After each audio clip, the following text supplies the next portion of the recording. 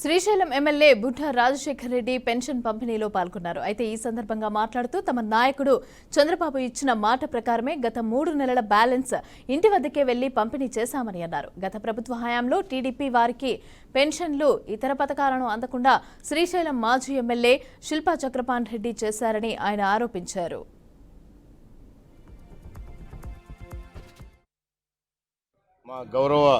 మన గౌరవ ముఖ్యమంత్రి వర్యులు నారా చంద్రబాబు నాయుడు గారు కూడా మరి రాష్ట్ర వ్యాప్తంగా ఈరోజు జూలై 1వ తారీఖున పెన్షన్ పంపిణీ కార్యక్రమంలో భాగంగా స్వయంగా ముఖ్యమంత్రి గారే వెళ్ళి లబ్ధిదారులకు పెన్షన్ పంచడం కూడా జరిగింది.